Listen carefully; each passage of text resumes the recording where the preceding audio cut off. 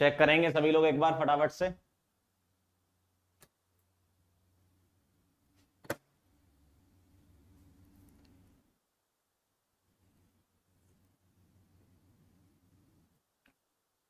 Network connection excellent है एकदम।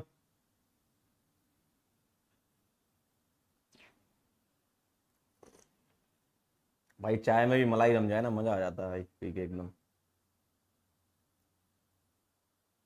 करें स्टार्ट।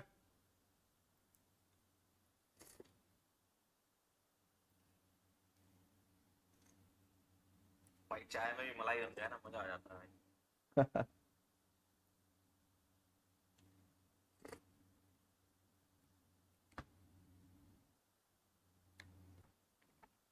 चलो भाई शुरू किया जाए।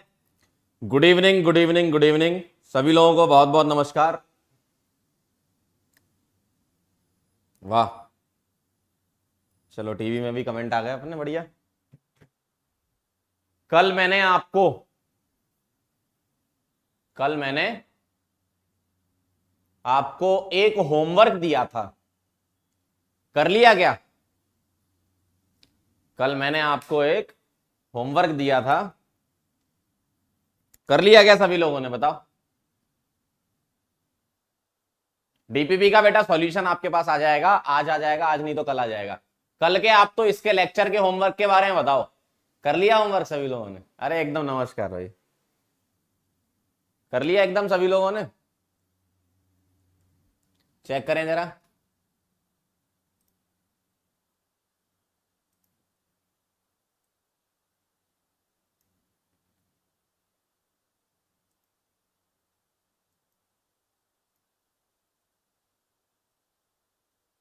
कर लिया?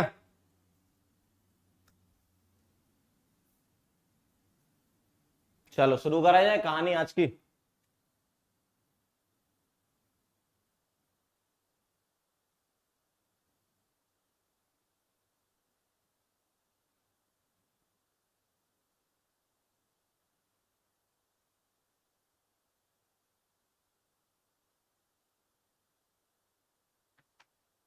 चलो भाई करें स्टार्ट। रेडी?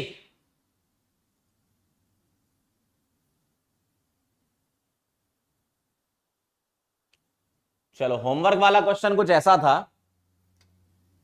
आपका होमवर्क वाला क्वेश्चन मैं यहां पर एक काम कर देता हूं, ऐड कर देता हूं पहले तो, है ना। कल वाला जो होमवर्क था उसका आंसर सभी लोग चेक करेंगे। पहले तो आप मुझे बता दो क्या आंसर आया। आप लोगों का आंसर क्या आया होमवर्क वाले क्वेश्चन का? जल्दी बताओ फटाफट से, बोलो जल्दी। क्वेश्चन कुछ यहां था, ये क्वेश्चन यही था, चेक करो, चेक करो जरा, क्वेश्चन यही था।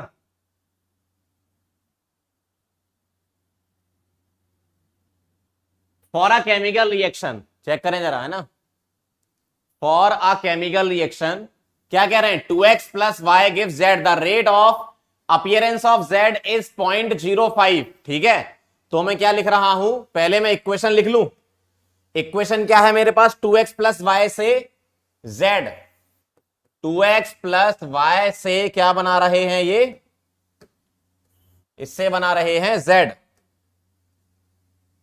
ठीक है, इससे z, और आपसे क्या बोला है? देखो क्या बोला है, rate of appearance of Z is 0.05 मोल पर लीटर पर मिनट, है ना। तो रेट ऑफ अपीयरेंस बेटा आपको बोला है, तो मैं यहां पर लिख लूं क्या, plus D Z concentration divided by D T rate of appearance. कितना दिया है ये? कितना दिया है? 0.05 दिया है। ठीक है, चेक करना सब लोग अपना आंसर, है ना। 0.05, 0.05 मोल पर लीटर होगा, है ना। रेट तो वही दे रखी यूनिट, है ना। मोल पर लीटर पर मिनट, है ना। तो मोलर मिनट इनवर्स लिख दूं मैं? ठीक है, मोल पर लीटर पर मिनट है ना, तो मोलर मिनट इनवर्स लिख दिया। ठीक है, अब आप देखना जरा ध्यान से, the rate of disappearance of x निकालना है ना। Rate of disappearance of x निकालना है, मतलब मुझे क्या निकालना है, यहां से मुझे निकालना है minus D concentration of x divided by dt, ये मुझे चाहिए, ये दिया है रेट ऑफ अपीयरेंस, ये चाहिए। ठीक है, अब ध्यान से देखो, मैं इसके लिए रेट ऑफ रिएक्शन लिख सकता हूं। ठीक है, तो मैं इंस्टेंटेनियस रेट ऑफ रिएक्शन लिख रहा हूं। ठीक है, इंस्टेंटेनियस रेट ऑफ रिएक्शन क्या लिखूंगा, इसके लिए लिखूंगा minus D concentration of x divided by coefficient से डिवाइड करते हैं हम, है ना, इसमें 2dt is equal to Y के लिए minus D concentration of Y divided by 1dt। यहां पर थोड़ी देर के लिए 1 लिख सकते हो आप, है ना, तो यहां मैंने 1 लिख दिया 1dt। और z के लिए क्या लिख सकते हो, यहां भी थोड़ी देर के लिए 1 ले सकते हो, है ना, प्लस लगाएंगे, क्यों, प्रोडक्ट है, प्लस dz बाय 1dt। यही लिखा था सभी लोगों ने। ठीक है, चेक करना आप लोग, अपना आंसर भी कर दो जरा फटाफट से। अच्छा, मेरी याद में सैड सॉन्ग सुनने लगे थे, कौन से वाले, चिट्ठी ना कोई संदेश जाने वो कौन सा देश। अच्छा चलो भाई, ये रेट ऑफ रिएक्शन हो गया, है ना, इसका इक्वेशन मैंने लिख दिया, एक्सप्रेशन लिख दिया मैंने। अब क्या क्या मेरे काम का है, देखो, माइनस dx बाई 2dt, इसको और इसको बराबर कर दें, y काम का नहीं है, क्यों, dz बाई dt दे रखा है, माइनस dx बाई dt निकालना है, इन दोनों को मैं बराबर कर रहा हूं। ठीक है, इन दोनों को बराबर कर देता हूं अगले पेज में, क्या, minus dx divided by 2dt is equal two plus dz divided by 1dt। Plus dz by dt मुझे दे रखा है, देखो, प्लस dz बाई dt 0.05 दे रखा है ना, तो ये 0.05 दे रखा है और ये निकालना है, तो 2 को वहां भेज दें, मुझे ये निकालना है, ध्यान रखना, ये निकालना है, और ये मुझे गिवन है, कितना गिवन है, 0.05, तो 0.05 ये गिवन है, और ये 2 को उधर ले गए तो इंटू 2 हो गया, minus dx divided by dt, और ये हो गया 0.5 इंटू 2 0.1 हो जाएगा, 0.05 इंटू 2 0.1 हो जाएगा, मोलर मिनट इनवर्स। ठीक है, minus dx divided by dt, ये आपका फाइनल आंसर आ गया। चेक कर लो आप एक बार, देख लो, है ना, चेक करें जरा सभी लोग एक बार अपना आंसर, सही है क्या, क्या था ऑप्शन में, 0.05, 0.05, ये तो नहीं है, 0.1 आ गया answer. Chennai is the right answer. कितने लोगों का सही था ये, Chennai is the right answer, कितने लोगों का सही था, चेक करें, बताएं जरा कितने लोगों का सही था, फटाफट से बोलें। ठीक है, फिर आज का लेक्चर स्टार्ट करते हैं हम, कितने लोगों का सही था। आप एवरेज भी लिख सकते हो, कोई दिक्कत नहीं है ना, लेकिन वहां पर dx by dt, dz by dt ऐसा है, मैंने उस फॉर्म में लिखा है ना, वहां ऐसा कुछ दिक्कत नहीं है, आप डेल्टा के फॉर्म में भी लिखो, डी के फॉर्म में लिखो या डेल्टा, कोई दिक्कत नहीं। ठीक है, चलो, वेरी नाइस, बहुत बढ़िया, वेरी गुड बेटा, गजब, काफी लोगों का सही है, मतलब मैक्सिमम लोगों का सही था, 99% लोगों का। ठीक है, चलो, ये हो गया अपना होमवर्क का डिस्कशन। आज का हम टॉपिक देख लेते हैं, क्या है बेटा, आज का हमारा गोल है ग्राफिकल एनालिसिस मुझे करना है। ठीक है, मुझे ग्राफिकल एनालिसिस करना है, और दूसरी चीज मुझे क्या पढ़ाना है, आपको रेट लॉ पढ़ाना है आज। ठीक है, ग्राफिकल एनालिसिस बेटा किसका करना है, बेटा ग्राफिकल एनालिसिस करना हमें एवरेज रेट और इंस्टेंटेनियस रेट। ठीक है, तो आपको क्लियर समझ में आ जाएगा क्या कहानी है। चाय तो मैं पी रहा हूं, बिस्किट तुम लोग भिजवा देना। ठीक है, चलो आगे बढ़े, बहुत सही, बहुत सही। चलो भाई, ग्राफिकल एनालिसिस के बारे में हम समझते हैं, जरा कहानी ध्यान से देखना, जरा कॉपी पेन उठा के, हवाबाजी में नहीं पढ़ना, कॉपी पेन उठा के पढ़ना है। ठीक है, चलो भाई, ग्राफिकल एनालिसिस में आपको समझा रहा हूं, पहले मैं एक रिएक्शन लिख रहा हूं, क्या, रिएक्टेंट से बन रहा है, रिएक्टेंट से बन रहा है प्रोडक्ट P, रिएक्टेंट से क्या बन रहा है, प्रोडक्ट बन रहा है। ठीक है, ये ध्यान रखना अब इक्वेशन। अब ध्यान से देखना जरा, मैं ग्राफ बना रहा हूं, बहुत ध्यान से देखेंगे।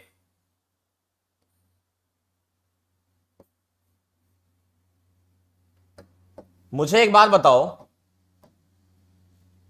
इस तरफ मैं ले रहा हूं कॉन्सेंट्रेशन, और इस तरफ मैं ले रहा हूं टाइम। ठीक है, एक एक्सिस पर मैंने टाइम ले लिया और एक एक्सिस पर मैंने कॉन्सेंट्रेशन ले लिया सुजल। ठीक है, अब देखना जरा, यहां से मैं स्टार्ट कर रहा हूं ग्राफ बनाना। मुझे ये पता है, ध्यान से सुनना, मुझे ये पता है स्टार्टिंग में सिर्फ रिएक्टेंट है, कुछ कंडीशन होती है, कुछ चीजें पहले से कंसीडर करके चलेंगे तब ग्राफ बनाएंगे। मुझे शुरुआत में रिएक्टेंट गिवन है, प्रोडक्ट गिवन नहीं है, स्टार्टिंग की बात है। अगर मुझे रिएक्टेंट गिवन है, प्रोडक्ट गिवन नहीं है, ठीक है, तो कैसे आप ग्राफ को बनाओगे वो मैं बता रहा हूं। एक पॉइंट ये होगा और एक पॉइंट ये होगा, 2 पॉइंट में ले रहा हूं। अगर प्रोडक्ट नहीं है तो प्रोडक्ट 0 से स्टार्ट होगा और रिएक्टेंट कुछ है तो किसी पर्टिकुलर कॉन्सेंट्रेशन से स्टार्ट होगा। समझना बात को, है ना। तो अगर मैं आपसे बोलूं कि रिएक्टेंट कम हो रहा है तो हम इस तरीके से दिखाते हैं कि रिएक्टेंट ऐसे कम हो रहा है। ठीक, ऐसे बताते हैं इस तरीके से कम हो रहा है। और प्रोडक्ट क्या हो रहा है, बढ़ रहा है, तो इस तरीके से प्रोडक्ट को बताते हैं बढ़ रहा है। ठीक, अब मैं एक काम करता हूं, इन दोनों को अलग अलग ही बनाता हूं तो ज्यादा बेटर है ना, आपके लिए अच्छा रहेगा। तो इनको मैं अलग अलग ही बना रहा हूं। तो मैं किसके लिए लिख रहा हूं, रिएक्टेंट के लिए लिख रहा हूं। यहां लिख दूं मैं रिएक्टेंट के लिए। और रिएक्टेंट, अगर मैं रिएक्टेंट के लिए बनाऊंगा तो मुझे कुछ पर्टिकुलर कॉन्सेंट्रेशन पता होगी और इस कॉन्सेंट्रेशन से हम इस तरीके से दिखाएंगे कि रिएक्टेंट कम होता जा रहा है। ठीक है, ठीक है, क्लियर है। तो ये कॉन्सेंट्रेशन किसका है बेटा, ये रिएक्टेंट आर का कॉन्सेंट्रेशन है। ठीक, क्लियर। क्योंकि हम ऐसा बताते हैं कि रिएक्टेंट से जो प्रोडक्ट बन रहा है वो ग्रेजुअली डिक्रीज हो रहा है। ठीक है, आप इसको इस तरीके से नहीं बनाते हैं, अपन ऐसे नहीं बताते हैं कि एकदम से डिक्रीज हो रहा है, ग्रेजुअली डिक्रीज हो रहा है, इस तरीके से बोलते हैं हम कि किसी पर्टिकुलर टाइम पर ग्रेजुअली डिक्रीज होता है। तो हम इसलिए यहां पर स्ट्रेट लाइन नहीं बनाते, ग्रेजुअली ऐसा डिक्रीज दिखाते हैं। ठीक है, ये ध्यान रखना आप इसके ग्राफ में। ठीक है, क्योंकि ऐसी कोई ऐसा इक्वेशन आप कैसे बनाओगे, है ना। सिंपल ऐसे समझाते हैं हम थ्योरेटिकली के रिएक्टेंट कुछ है और वो कम होता जा रहा है। ठीक है, अब इसमें आप मैथ्स मत लगाना ज्यादा। तो ग्रेजुअली डिक्रीज हम ऐसे दिखाते हैं कि रिएक्टेंट कम हो रहा है और उसी तरीके से ग्रेजुअली इंक्रीज हम प्रोडक्ट के लिए दिखा देते हैं। ठीक है, ध्यान से देखना।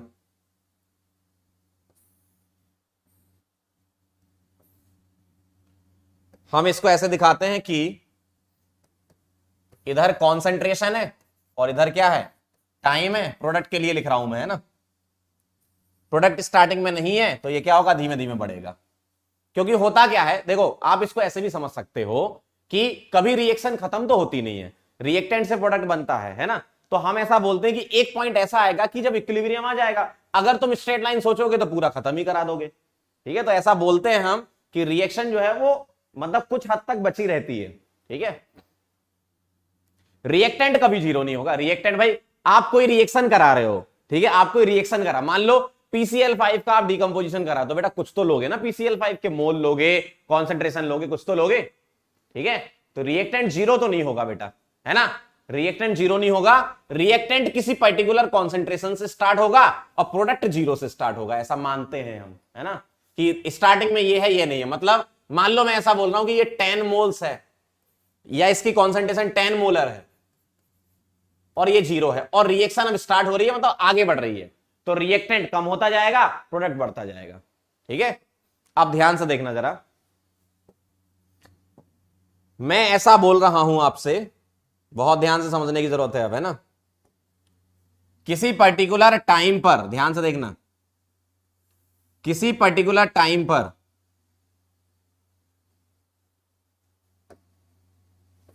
इस टाइम t1 पर इसकी कॉन्सेंट्रेशन है C1। बहुत ध्यान समझना, मैंने ऐसा बोला किसी टाइम t1 पर इसकी कॉन्सेंट्रेशन है C1। ठीक है, रिएक्टेंट बेटा लास्ट में 0 नहीं होगा, खत्म नहीं होगा, रिएक्टेंट कुछ ना कुछ बचा रहेगा, ऐसा बोलते हैं अपन, है ना। प्रोडक्ट का डाउनवर्ड कैसे होगा भाई अरे इधर भाई क्या पागल हो, प्रोडक्ट का डाउनवर्ड कैसे होगा भाई, प्रोडक्ट बढ़ेगा। आप समझ ही नहीं रहे बात को। आप पहले लिख रहे, चैट लिखने से पहले मेरी बात सुनो, तब आपको समझ में आएगा। इधर इधर इधर देखो, स्टार्टिंग में रिएक्टेंट है, प्रोडक्ट नहीं है। एक बार मेरे साथ और बोलो, स्टार्टिंग में रिएक्टेंट है, प्रोडक्ट नहीं है, तो रिएक्टेंट कम होगा और प्रोडक्ट बढ़ेगा। सही है ना? रिएक्टेंट क्या होगा? कम होगा, प्रोडक्ट बढ़ेगा। और ऐसा मानते हैं कि रिएक्टेंट पूरा कंज्यूम नहीं होगा। ठीक है, अब उसके अकॉर्डिंग हमने ये ग्राफ बनाया है। ठीक ठीक है, समझना बात को जरा। ग्राफिकल एनालिसिस हम कर रहे हैं, ये किसका? रेट का, एवरेज रेट और इंस्टेंटेनियस रेट दोनों के बारे में समझेंगे, है ना? अब समझो जरा, बात को समझो। T1 टाइम पर कॉन्सेंट्रेशन C1 मैंने मानी, और T2 टाइम पर कॉन्सेंट्रेशन मैंने क्या मानी इसकी? C2। अब आप मुझे ग्राफ से देखकर बताना जरा, कौन सा बड़ा है और कौन सा छोटा है। आप ग्राफ से देखकर बताओ, आप मुझे ग्राफ से देखकर बताओ कौन सा बड़ा है और कौन सा छोटा है। जो मैंने आपको कल इक्वेशन से समझाया था वही मैं किससे बता रहा हूं? ग्राफ से समझा रहा हूं। और इसी में ही हम बात करेंगे इंस्टेंटेनियस की। ठीक है, समझना बात को। सही बात है, बिल्कुल सही कह रहे हैं तौहीद। प्रोडक्ट पूरा नहीं बनेगा, रिएक्टेंट पूरा जब कंज्यूम ही नहीं होगा तो प्रोडक्ट पूरा कैसे बनेगा? सीधा सा लॉजिक है ना? बताओ जरा, C1 बड़ा C2 छोटा? ये C1 है और ये क्या है? C2। C1 C2 में क्या बोलूंगा? C1 बड़ा है और C2 क्या है? छोटा है। भाई रिएक्टेंट कंज्यूम होगा ना, रिएक्टेंट से प्रोडक्ट बनेगा, तो ऑब्वियसली रिएक्टेंट कम होगा। ठीक है, तो रिएक्टेंट कम होगा। और कैसा मैं रेट लिखूंगा? दो टाइप की रेट लिखूंगा। पहला मैं एवरेज रेट बता रहा हूं आपको, है ना, नंबर 1 एवरेज रेट।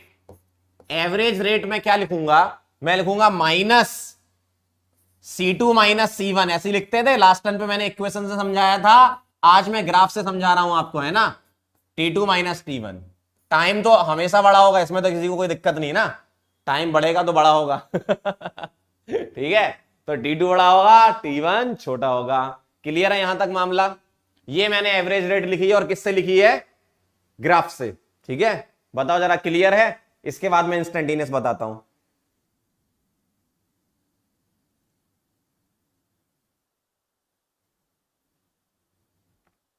सही है, इसके बाद मैं इंस्टेंटेनियस बताता हूं। क्लियर है एकदम?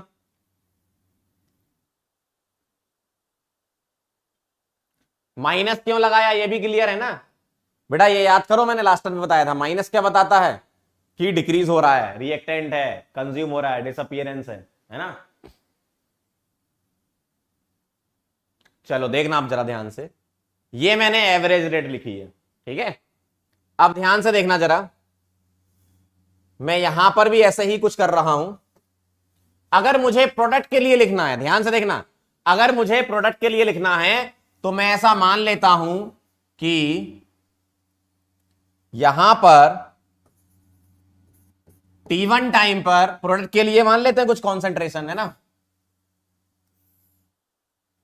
C1 और T2 टाइम पर C2 है। इसको मैंने C1 मान लिया यहां, और T2, और इसको मैंने क्या मान लिया? C2। ठीक है, आप C3 C4 भी यहां ले सकते हो, कोई दिक्कत नहीं है ना? अगर मैं प्रोडक्ट से समझाऊंगा, ये तो मैंने रिएक्टेंट से समझाया, अब मैं प्रोडक्ट से रेट समझाऊंगा, तो क्या लिखूंगा प्रोडक्ट के लिए? रेट और एवरेज रेट। बताओ जरा, इसके लिए एवरेज रेट जब लिखोगे तो मुझे बताओ कौन सा बड़ा है इन दोनों में? C1 C2 में। C1 C2 में C2 इज ग्रेटर देन क्या है? C1। और टाइम तो आप जानते हो, T2 इज ग्रेटर देन क्या होता है? T1। तो यहां हम प्लस लगाते थे, और C2 - C1 divided by T2 - T1। ये हम किसके लिए लिखते थे? प्रोडक्ट के लिए लिखते थे। ठीक है, C2 ग्रेटर देन C1 होगा। ठीक है, C1 - C2 नहीं लिख सकते, क्यों? फाइनल वैल्यू देखो, कभी भी तुम रेट लिखते हो तो क्या लिखते हो? Final value minus initial value. ध्यान रखना, रेट जब भी लिखेंगे final value minus initial value लिखना है। अब यहां माइनस क्यों लगाया था? क्योंकि ये डिक्रीज हो रहा था, C1 बड़ा था, C2 छोटा था। ठीक है, इसलिए यहां माइनस लगाया। यहां माइनस क्यों नहीं लगाया? क्योंकि यहां तो पहले से ही बड़ा है ना, C2 बड़ा है C1 से, रेट नेगेटिव नहीं हो सकती, ध्यान रखना, ठीक है। बस साइन का फर्क है, वेरी गुड, बहुत अच्छा लिखा एक बच्चे ने, बस साइन का फर्क है। रिएक्टेंट में माइनस आता है, बस अब समझ गया, प्रोडक्ट में क्या आता है, प्लस। यही तो समझाना चाह रहा था मैं, रिएक्टेंट में माइनस, प्रोडक्ट में प्लस। अब ध्यान से देखना आप, है ना, फटाफट से नोट कर लो इसको, जल्दी से नोट भी करते जाओ साथ साथ आप, है ना, लिखते जाओगे तो आपके खुद के नोट्स बनेंगे, बहुत अच्छा रहेगा, आपके बच्चे आपसे हमेशा खुश रहेंगे। कॉन्सेंट्रेशन यूज नहीं होगा क्या, कॉन्सेंट्रेशन ही तो लिखा है ये C1 C2 बेटा, ये मैंने रिएक्टेंट के फॉर्म में समझाया, ये प्रोडक्ट के फॉर्म में समझाया, ठीक है। अब ध्यान से देखना आप, इसी चीज को मैं कर रहा हूं कॉपी। अब मैं यहां पर इंस्टेंटेनियस, सॉरी, रेट में यहां इंस्टेंटेनियस रेट लिख रहा हूं, अब ध्यान देना जरा, है ना।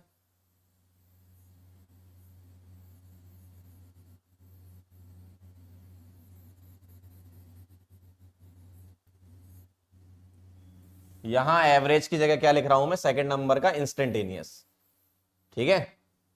ये आपका नंबर 1 एवरेज रेट था, यहां भी नंबर 1 एवरेज रेट कर रहा हूं, यहां इंस्टेंटेनियस। देखो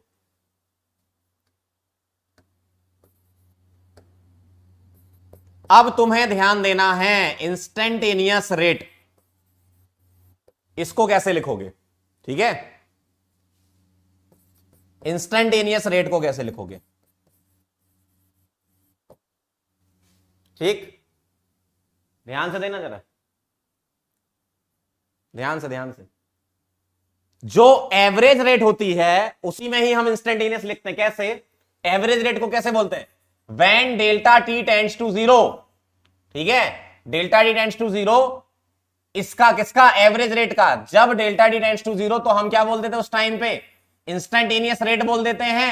और instantaneous rate delta T tends to 0 का मतलब ये होता है बेटा स्लोप, ध्यान रखना क्या होता है, स्लोप निकालना है तुम्हें, बहुत ध्यान से समझना। कभी भी इंस्टेंटेनियस रेट निकाल ली हो तो बेटा स्लोप से निकालेंगे, ठीक है, इंस्टेंटेनियस रेट निकाल ली हो तो किससे निकालेंगे, स्लोप से। और स्लोप में कैसे बना रहा हूं, इस वाले कर्व का स्लोप, जैसे मान लो मैंने ऐसे बना दिया, ठीक है, तो किसी पर्टिकुलर इंस्टेंट पे निकालना है ना, मान लो तुम्हें किसी पर्टिकुलर इंस्टेंट पे निकालना है, सपोज तुम्हें निकालना है किसी पर्टिकुलर इंस्टेंट पर, तो मान लो यहां इस पॉइंट पे निकालना है रेट, तो मैं क्या करूंगा, इस लाइन का, इस कर्व का स्लोप निकालूंगा, ठीक है। तो इंस्टेंटेनियस रेट कैसे निकालते हो, स्लोप से, ठीक है, ध्यान रखना। इंस्टेंटेनियस रेट कैसे निकालते हो, किसी एक पॉइंट पे निकालना है, ध्यान समझना, इंस्टेंटेनियस रेट कैसे निकालते हो, किसी पॉइंट पे निकालना है, और कोई पॉइंट पर तुम्हें अगर निकालना है तो स्लोप निकाल लो। और इंस्टेंटेनियस रेट को क्या लिखते हो तुम, माइनस dc/dt, याद करो जरा, ठीक है। और इधर क्या करोगे, इंस्टेंटेनियस रेट को प्लस dc/dt अगर प्रोडक्ट के फॉर्म में लिखोगे, और यहां भी क्या निकालोगे तुम, स्लोप निकालोगे, ठीक है, यहां भी क्या निकालोगे तुम, स्लोप निकालोगे। देखो जरा, मान लो इस पर्टिकुलर इंस्टेंट पे तुम्हें निकालना है, ठीक है, अगर तुम्हें इस पर्टिकुलर इंस्टेंट पे निकालना है यहां पर, तो तुम क्या करो, स्लोप निकाल लो, काम हो जाएगा, है ना। तो जब कभी भी आप इंस्टेंटेनियस रेट लिखेंगे किसके फॉर्म में, रिएक्टेंट के फॉर्म में, तो आपको माइनस लगाना है, और अगर प्रोडक्ट के फॉर्म में लिखना है तो प्लस लगाना है, ठीक है, समझ गए बात को। चलो फटाफट से बताओ, जब इंस्टेंटेनियस रेट तुम निकालोगे रिएक्टेंट के ग्राफ से, इससे, तो तुम्हें क्या करना है, स्लोप निकालना है, इसके लिए निकालोगे तो भी, क्यों, किसी पर्टिकुलर इंस्टेंट पे निकालनी है ना आपको, बात समझना आप, किसी पर्टिकुलर इंस्टेंट पे निकालना है, ठीक है। बस ये ध्यान रखना, रेट नेगेटिव नहीं आनी चाहिए, तो तुम्हारा स्लोप अगर कभी नेगेटिव आ भी रहा हो ना, तो उसको प्लस लिख देना यार, सीधी सी बात है। हाँ सोच रहा हूं बाल कटवा लूं मैं भी, काफी बड़े हो गए हैं, लेकिन कई लोग कह रहे थे स्मार्ट लगता हूं मैं बड़े वालों में चलो इधर ध्यान दो, जो काम की चीज है उस पर। इंस्टेंटेनियस रेट मतलब क्या निकालना है बेटा, स्लोप। और स्लोप, अच्छा स्लोप कैसे निकालते हैं, वाह यार बहुत बढ़िया, अमेजिंग। स्लोप निकालना है, कोई दिक्कत नहीं, final value minus initial value, delta C by delta T ही होता है स्लोप, है ना। स्लोप कैसे निकलता है, ओ एम जी, क्या बात है, क्या बात कर रहे हो। स्लोप निकालना है final value minus initial value, C2 minus C1 upon T2 minus T1। कोई दो टाइम दे रखे हो, दो कॉन्सेंट्रेशन दे रखी हो, है ना, तो स्लोप निकाल सकते हो आप। क्या बात कर रहे हो, अरे स्लोप नहीं निकाल पाते हो। स्लोप निकालने के लिए आप क्या करते हो, कभी भी आपको स्लोप निकालना हो तो क्या करना है, final value minus initial value upon T2 minus T1। कोई भी दो टाइम दो कॉन्सेंट्रेशन दे रखी हो आप निकाल सकते हो, बस यहां एक जगह माइनस लगा देना, यहां माइनस लगा देना, क्यों, ये वैल्यू नेगेटिव निकल के आती है, इसको पॉजिटिव बनाना है, और यहां का जो स्लोप लिखोगे आप उसमें बाहर प्लस लगा देना, C2 minus C1 upon T2 minus T1। ठीक है, कोई भी दो टाइम और दो कॉन्सेंट्रेशन दे रखी है तो। हाँ बिल्कुल सही, ये फॉर्मूला ज्यादा अच्छा है, बहुत बढ़िया। y2 माइनस y1 यहां लिख देता हूं मैं। स्लोप जब कभी भी निकालना हो तो दो अलग अलग पॉइंट पर वैल्यू दे रखी हो तो निकाल सकते हो, y2 minus y1 upon x2 minus x1। ये बिल्कुल सही फॉर्मूला, बिल्कुल सही बताया एक बच्चे ने, यही तो होता है। यहां पर x क्या है तुम्हारा, टाइम, और y क्या है, कॉन्सेंट्रेशन। हाँ बहुत बढ़िया, क्या लिखा है एक बच्चे ने कि सर अगर प्रेशर आ जाए तो कोई दिक्कत नहीं, प्रेशर आ गया तो C1 की जगह P1 लिख देना और C2 की जगह P2 लिख देना, क्या दिक्कत है। ठीक है,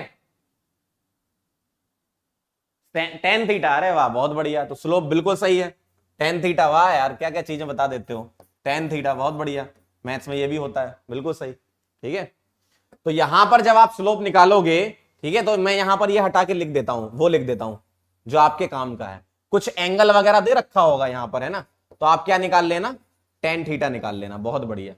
और y2 minus y1 upon x2 minus x1 आप जानते ही हो। ठीक, तो यहां भी मैं फाइनल लिख देता हूं, आप नोट्स तो बनाओगे अच्छे से, तो यहां लिख देता हूं। ठीक है, स्लोप टेन थीटा, यहां प्लस लगा दो और यहां क्या लगा दो, बाहर माइनस लगा दो, ठीक है, ताकि आपका प्लस आंसर आए। ठीक है, तो अब मैं आपको समराइज कर देता हूं पूरी चीज, ग्राफिकल एनालिसिस। जब कभी भी आप एवरेज रेट निकालते हो तो एवरेज रेट ऐसे निकालना है, ये तो खैर मैंने लास्ट टाइम पे भी आपको समझाया था, इक्वेशन से ग्राफिकल एनालिसिस कर लिया अपन ने, है ना। अगर तुम्हें इंस्टेंटेनियस रेट निकालना हो तो स्लोप निकाल लेना, टेन थीटा निकाल लेना। ठीक है, सही है, तो ये कहानी थी आपकी ग्राफिकल एनालिसिस, क्लियर। अब जो आपके काम का है, तो स्लोप मैंने लिख दिया टेन थीटा, ये वाली चीज। अब जो चीज सबसे ज्यादा एग्जाम में आती है वो है रेट लॉ, इस पर बेटा फोकस करना, ठीक है। हाँ ठीक है, N2 माइनस, सब अपने अपने फॉर्मूले बनाए जा रहे हैं, वाह। N2 minus N1 upon T2 minus T1, मैं भी कुछ बना देता हूं, क्या, Z2 minus Z1 upon T2 minus T1। ठीक है,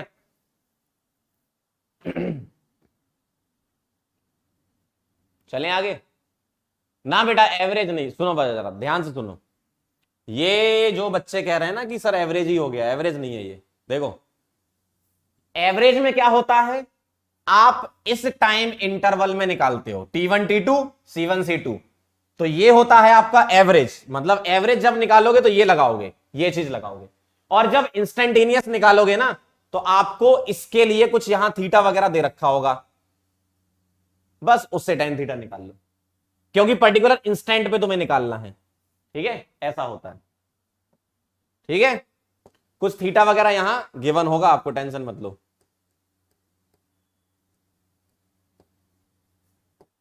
ठीक है, तो उसकी आपको टेंशन नहीं लेनी है, थीटा दिया होगा, टेन थीटा निकाल लेना, आंसर आ जाएगा। अब क्या क्वेश्चन हो सकता है, देखो क्वेश्चन ऐसा भी हो सकता है, क्या चाहिए तुम्हें, मान लो ऐसा सवाल है कुछ, ठीक है, ऐसा दिया है और उन्होंने ऐसा एक लाइन दे रखी है और कुछ दे रखा है यहां पर, मान लो 60 डिग्री, 60 तो नहीं होगा खैर, ये ज्यादा होगा, 150 दे रखा है, तो टेन 150 आ जाएगा, ऐसा है ना, तो इसमें इतना ज्यादा टेंशन नहीं लेना है, टेन थीटा निकालना है आपको, है ना। चलो इस पर ध्यान दो, ये बेटा बहुत काम की चीज है। ठीक है, ये बेटा बहुत काम की चीज है, रेट वाला, रेट लॉ, इस पर फोकस करना एग्जाम में, इससे ही मैक्सिमम क्वेश्चन आते हैं, रेट लॉ से। ठीक है, अब ध्यान से देखना, बहुत ध्यान से देखना। रेट लॉ का मैं एक्सप्रेशन लिख रहा हूं क्या, पहले ये किस इक्वेशन के लिए मैं लिख रहा हूं ध्यान से देखना। अल्फा ए, यहां लिख देता हूं, alpha A plus beta B से gamma C plus delta D, ऐसा लिखा है।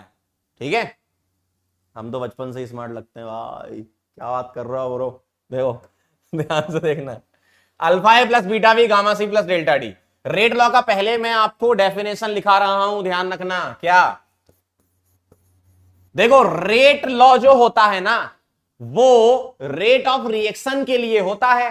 अब आप बोलोगे सर रेट ऑफ रिएक्शन तो पिछले टर्म पे पढ़ा दिया। यस, वो वाली जो रेट होती है उसको बोलते हैं हम डिफरेंशियल रेट, क्योंकि वहां डेल्टा और डी आता है, एवरेज और इंस्टेंटेनियस। ठीक है, तो उसको बोलते हैं इंस्टेंटेनियस और एवरेज रेट। तो वैसे भी आप रेट लिख सकते हो और ऐसे भी रेट लिख सकते हो। ध्यान से सुनना, आप रेट ऑफ रिएक्शन को डिफरेंशियल फॉर्म, इंस्टेंटेनियस या एवरेज के फॉर्म में लिख सकते हो और ऐसे भी लिख सकते हो। ध्यान से समझना बात को, क्या लिख रहा हूं मैं, rate of reaction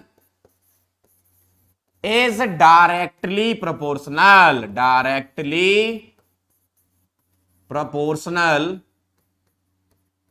rate of reaction is directly proportional to the product of, to the product of active masses, active masses, और एक्टिव मास का मतलब होता है बेटा concentration.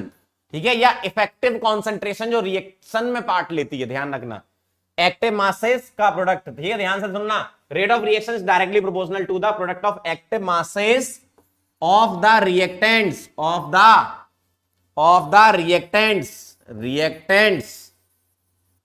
to the sum power, to the sum power which may or may not, which may or may not be equal to, may not be equal to respective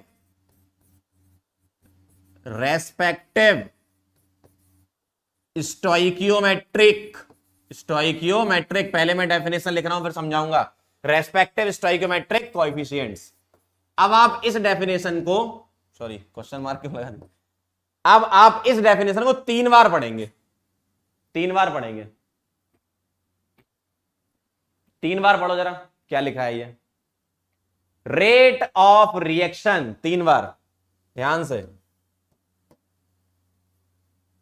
क्या लिखा है, rate of reaction is directly proportional to the product of active masses, active masses को क्या बोलते हो, concentration भी बोलते हो, ऑफ द क्या, reactants, to the some power, मतलब उसकी कुछ पावर लगाएंगे, टू द सम पावर, वो एसयूएम वाला सम नहीं, एसओएमई कुछ वाला सम है ना। ठीक, सम power which may or may not be equal to respective stoichiometric coefficient. ये मैंने पहली बार पढ़ा, अब दूसरी बार पढ़ेंगे। ठीक है, बहुत ध्यान से 3 बार पढ़ना है डेफिनेशन, तभी क्लियर समझ में आएगा।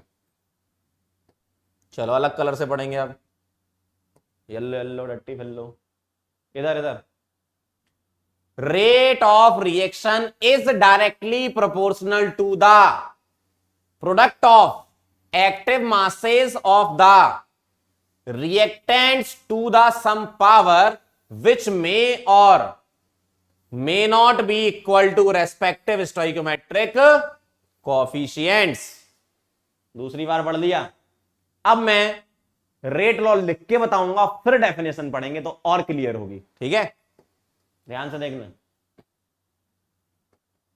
बहुत ध्यान से देखना है ना।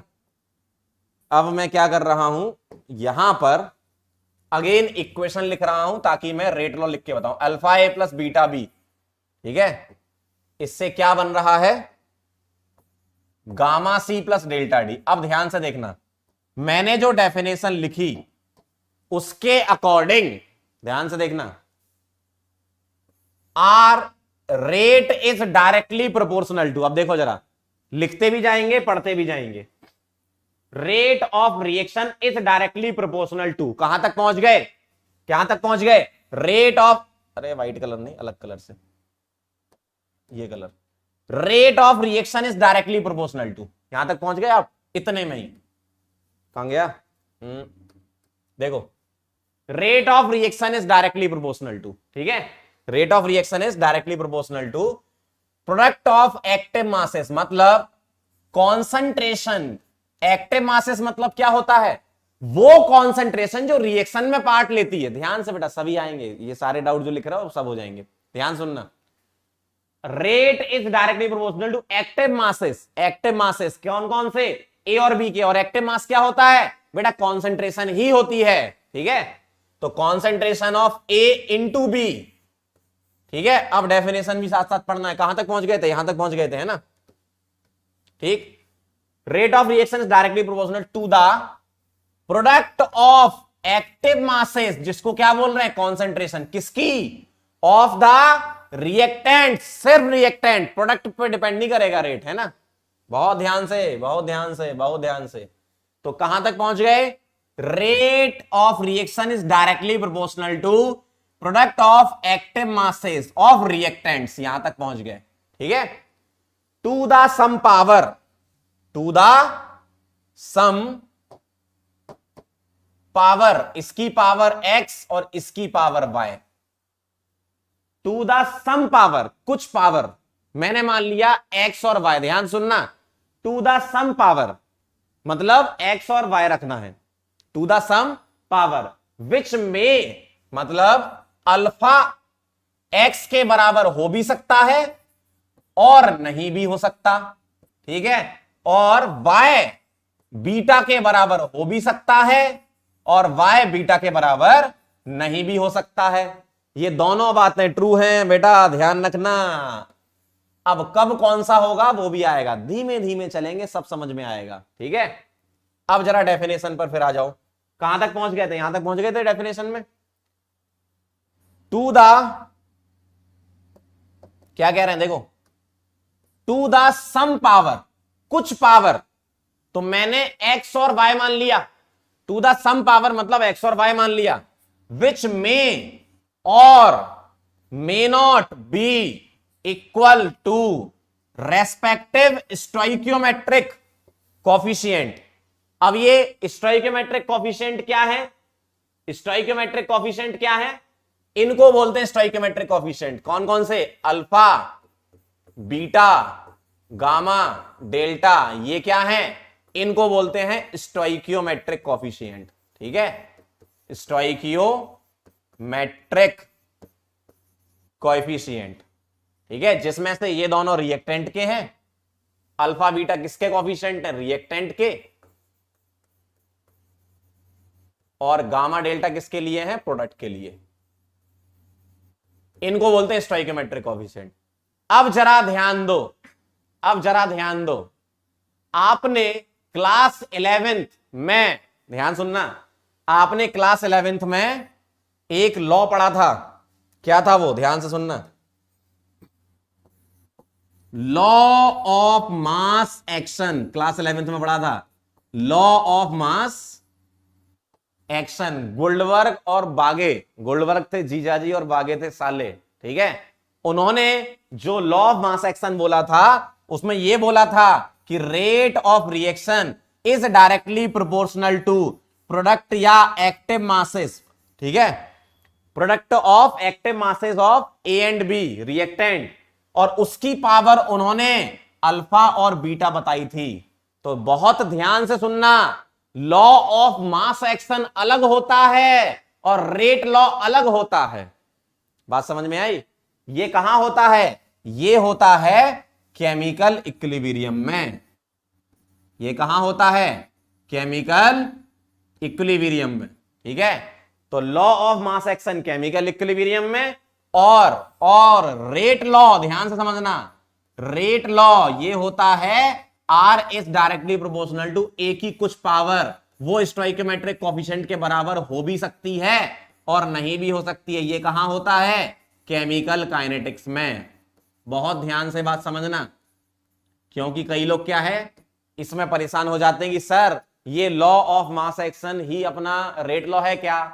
बेटा ये जो है ना रेट लॉ, ये एक्स जो है वो अल्फा हो भी सकता है और वाई जो है वो बीटा हो भी सकता है। जैसे ही एक्स अल्फा वाई बीटा हुआ तो rate law law of mass action बन सकता है। लॉ ऑफ मास एक्शन कभी रेट लॉ नहीं बन सकता, लेकिन rate law law of mass action बन सकता है। कब? जब एक्स क्या हो जाए अल्फा और वाई क्या हो जाए बीटा। तो ये दोनों इक्वेशन तो बेटा सेम ही हो जाएंगी ना। ध्यान से समझना बात को, एकदम दिमाग खोल के, ठीक है। Law of mass action chemical equilibrium में ये कहता है, इसमें रिएक्शन इक्विलिब्रियम में होती है, रिएक्टेंट से प्रोडक्ट, प्रोडक्ट से रिएक्टेंट कन्वर्ट होता है। यहां पर रेट लॉ में सिर्फ यूनिडायरेक्शन होती है, ठीक है। यहां क्या होता है? यहां ऐसा होता है रिएक्टेंट से प्रोडक्ट इक्विलिब्रियम में, यहां रिएक्टेंट से सिर्फ प्रोडक्ट बनता है, इक्विलिब्रियम नहीं होता। बात समझना, दोनों चीजें में छोटा सा डिफरेंस है बस। तो केमिकल इक्विलिब्रियम में आप ये लगाते हो और रेट लॉ में आप ये लगाते हो। दिमाग खोल के एकदम, है ना। अब आप मुझसे पूछो कि सर एक्स अल्फा कब होगा और वाई बीटा कब होगा? पूछो, एक्स अल्फा कब होगा और वाई बीटा कब होगा? भाई आप ही ने बोला ना, may or may not be equal to stoichiometric coefficient, है ना। तो एक्स अल्फा वाई बीटा कब होगा? एक्स अल्फा और वाई बीटा बेटा तब होगा जब रिएक्शन में, ध्यान सुनना, जब रिएक्शन में, क्वेश्चन में, सॉरी, जब क्वेश्चन में आपको लिखा मिले एलिमेंट्री रिएक्शन और वन स्टेप रिएक्शन, और वन स्टेप लिखें या एलिमेंट्री लिखें या सिंगल स्टेप लिखें, है ना। अब ध्यान से देखना जरा, ये क्या लिखा मैंने? रेट लॉ लिखा, ठीक। अब मैं आपको बात बता रहा हूं, कौन सी वाली? जिंदगी की सबसे बड़ी बात नंबर 3, ठीक है। जिंदगी की सबसे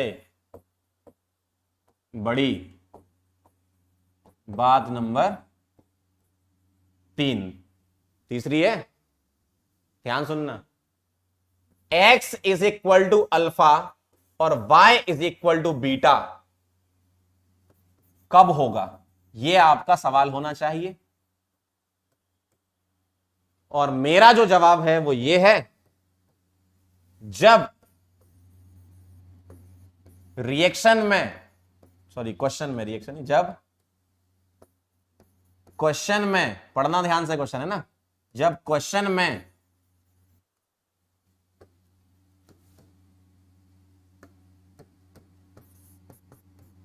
एलिमेंटरी रिएक्शन, ठीक, वन स्टेप रिएक्शन और सिंगल स्टेप रिएक्शन, इनमें से कोई भी वर्ड यूज कर देते हैं एग्जामिनर, है ना। सिंगल स्टेप रिएक्शन, ठीक है। अभी आएगा, धीमे धीमे सवाल भी आएंगे, है ना। Elementary reaction, one step reaction या सिंगल स्टेप रिएक्शन, अगर ये लिखा है तभी ऐसा करना है। जब क्वेश्चन में एलिमेंट्री, वन स्टेप या सिंगल स्टेप रिएक्शन लिखा हो तब, ठीक है। तो ये आपका सवाल होना चाहिए और ये मेरा जवाब है। ध्यान से पढ़ लो एक बार, एक्स अल्फा और वाई बीटा के बराबर सिर्फ तभी होगा जब क्वेश्चन में ये लिखा होगा एलिमेंट्री या वन स्टेप या सिंगल स्टेप। ध्यान से सुन लो एक बार, जब क्वेश्चन में ये लिखा होगा तभी ऐसा होगा, ठीक है। आपको अपने मन से ऐसा नहीं करना, ठीक है। बहुत इंपॉर्टेंट है ये, बहुत इंपॉर्टेंट बात है, ठीक है। आपको अपने मन से कोएफिशिएंट के बराबर नहीं मान लेना, है ना, ध्यान रखना। एक्स अल्फा और वाई बीटा के बराबर होगा, हाँ बिल्कुल सही। एक बच्चे ने बहुत बढ़िया लिखा, मोहम्मद जैद, कि अगर एक्स अल्फा वाई बीटा हुआ तो रिएक्शन इक्विलिब्रियम में ना, ऐसा मत बोलो, ऐसा बोलो कि अगर रिएक्शन इक्विलिब्रियम में है तो उसको हम एलिमेंट्री रिएक्शन मानते हैं, ऐसा बोलो आप। अब ऐसा मत बोलो कि एक्स अल्फा और वाई बीटा हो गया तो इक्विलिब्रियम हो गया, उल्टा सही है बिल्कुल। क्या? इक्विलिब्रियम वाली रिएक्शन एलिमेंट्री होती है, ठीक है, ठीक, ऐसा बोलो तो ज्यादा बेटर है। चलें आगे, चलो भाई अब यहां पर आ जाओ आप जरा। हाँ, अब मैं आता हूं रेट लॉ पर। तो रेट लॉ मैंने क्या लिखा था, उससे संबंधित कुछ बातें कर लें। रेट लॉ मेरे ख्याल से मैंने लिखा था R is directly proportional to A की पावर एक्स और बी की पावर वाई। ठीक है, मैं यहां से आगे कंटिन्यू कर रहा हूं। मैंने आपको law of mass action rate law में डिफरेंस बता दिया और एक्स अल्फा और वाई बीटा कब होगा ये भी मैंने बता दिया। ठीक, अब देखना जरा, आगे बढ़ते हैं। इस प्रोपोर्शनैलिटी को हटाऊंगा तो यहां पर प्रोपोर्शनैलिटी हटाने से क्या आएगा, के एक कांस्टेंट आएगा, ए की पावर एक्स और बी की पावर वाई। ध्यान से देखना जरा, अब यहां पर ये क्या क्या है, आर है यहां पर रेट ऑफ रिएक्शन, ठीक है, के यहां पर क्या है, के है रेट कांस्टेंट, ध्यान रखना रेट कांस्टेंट, और स्पेसिफिक रिएक्शन रेट भी हम इसको बोलते हैं, है ना। ए क्या है, कॉन्सेंट्रेशन ऑफ ए हो गया, कॉन्सेंट्रेशन ऑफ ए बोलो या एक्टिव मास बोलो, बात बराबर है,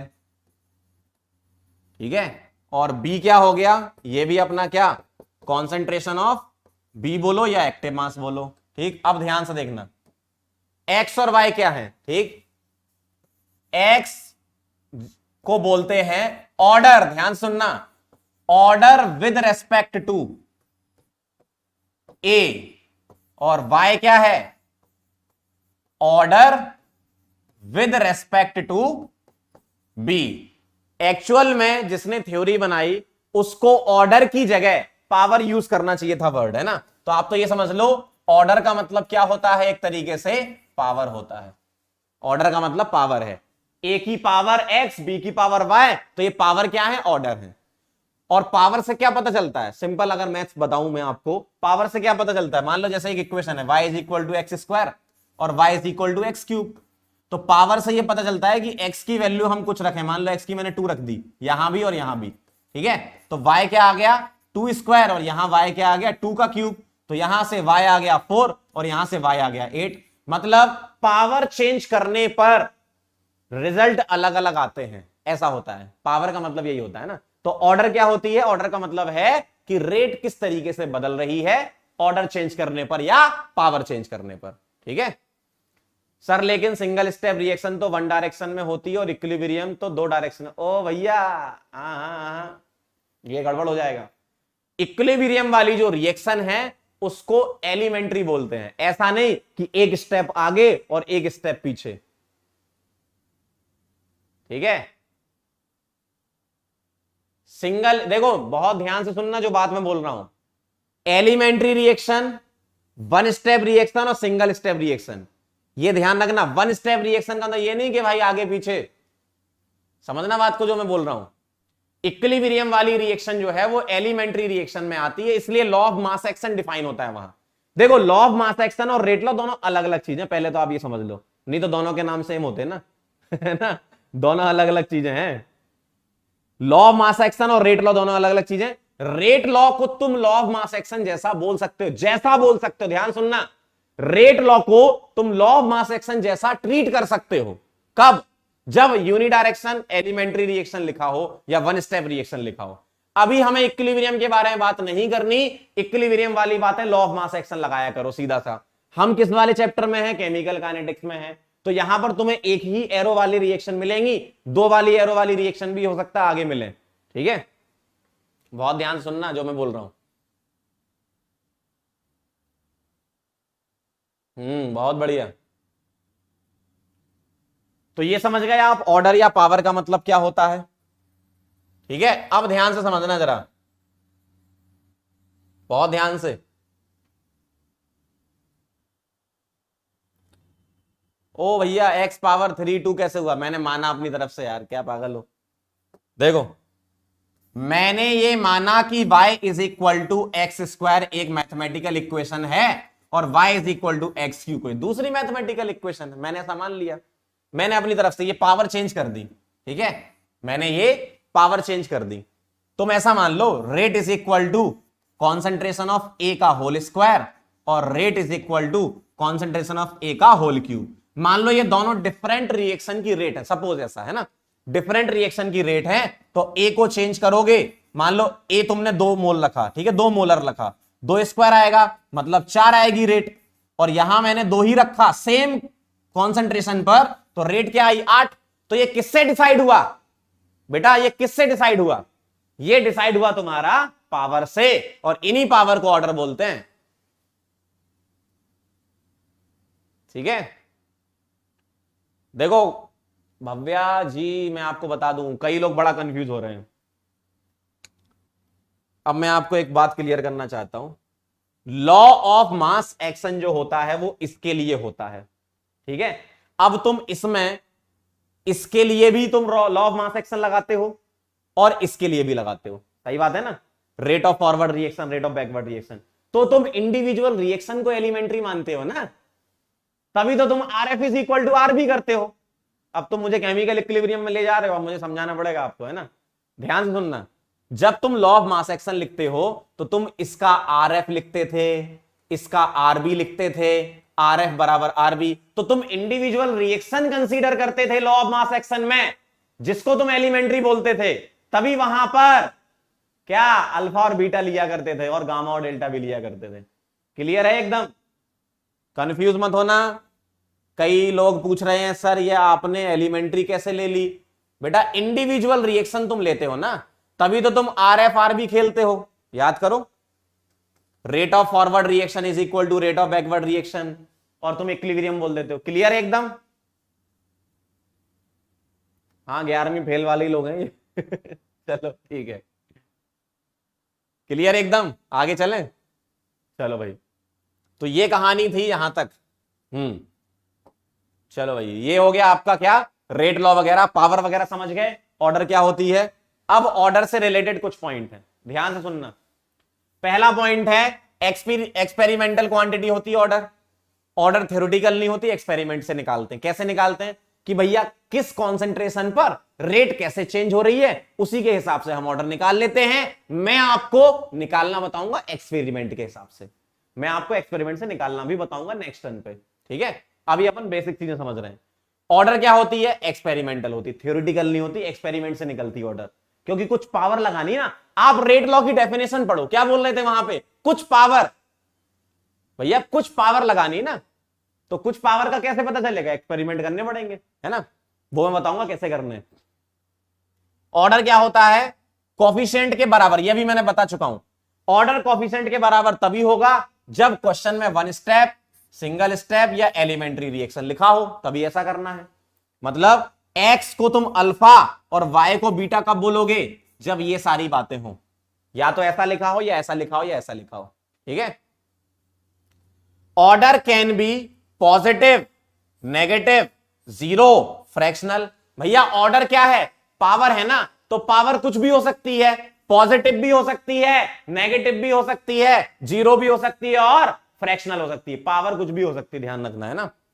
अब ध्यान से सुनना, ये हो गई वन स्टेप, सिंगल स्टेप या एलिमेंट्री की बात। लेकिन अगर कभी कॉम्प्लेक्स रिएक्शन आ गई, कॉम्प्लेक्स रिएक्शन का क्या मतलब है, मान लो ए से सी बनाना है, ए से सी बनाना है, ए से तुमने पहले बी बनाया और बी से तुमने सी बनाया।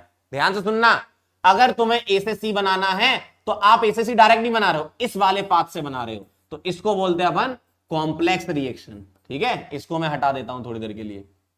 तो ये कॉम्प्लेक्स रिएक्शन का मतलब क्या है, कॉम्प्लेक्स रिएक्शन का मतलब क्या है, मुझे ए से सी बनाना है लेकिन पहले ए से बी बन रहा है और बी से सी बन रहा है। एलिमेंट्री या वन स्टेप क्या होती है, ए से डायरेक्ट सी बना रहे होते, ठीक है। जैसे क्लास 11th में अगर थोड़ी सी चीज आपको याद हो तो मैं बताता हूं, ठीक है, समझना जरा बात को। एलिमेंट्री और कॉम्प्लेक्स में क्या डिफरेंस है, अभी आपको क्लियर समझ आ जाएगा, देखना ध्यान से। एलिमेंटरी रिएक्शन या वन स्टेप रिएक्शन, ठीक है, और कॉम्प्लेक्स रिएक्शन, दोनों में क्या डिफरेंस है? ठीक है, ये एलिमेंट्री रिएक्शन होती है वन स्टेप और ये होती मल्टी स्टेप,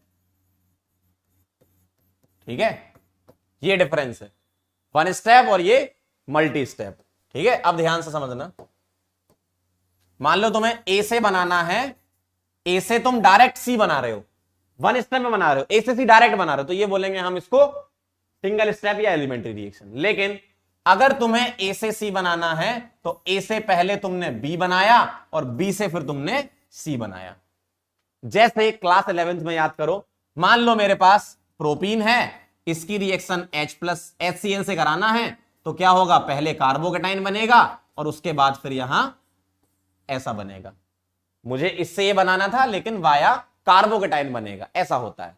और कुछ वन स्टेप रिएक्शन में ऐसा होता है कि सीधा तुम क्या करते हो, कुछ भी मतलब बनाना है, मान लो इसको तोड़ना है, ठीक है, मान लो इसकी H2 के साथ रिएक्शन करानी है तो सीधे अल्केन बन जाएगा, ठीक है, पाई बॉन्ड ब्रेक होगा ऐसा। तो इसका मतलब ये है, ठीक है।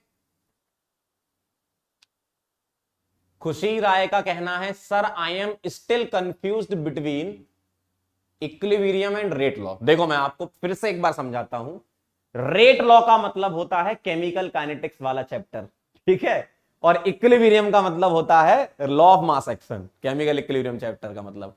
अब जब तुम लॉ ऑफ मास एक्शन लिखते थे तो क्या करते थे, लॉ ऑफ मास एक्शन में हर एक रिएक्शन का आप अलग रेट लिखते थे, फॉरवर्ड रिएक्शन का RF, बैकवर्ड का RB। तो तुम इंडिविजुअल रिएक्शन तो एलिमेंट्री मान के चलते थे ना, एक एक रिएक्शन के लिए तो लिखते थे RF RB, फिर दोनों को बराबर कर देते थे। तो ये दोनों रिएक्शन भाई, इक्विलिब्रियम की जो दोनों रिएक्शन है, ए से तुम बी ऐसा इक्विलिब्रियम बना रहे हो, तो तुम क्या कर रहे हो, ए से बी इंडिविजुअल मान रहे हो और बी से ए, तो ये दोनों रिएक्शन अलग अलग एलिमेंट्री है ना, सिंगल स्टेप है, ठीक है।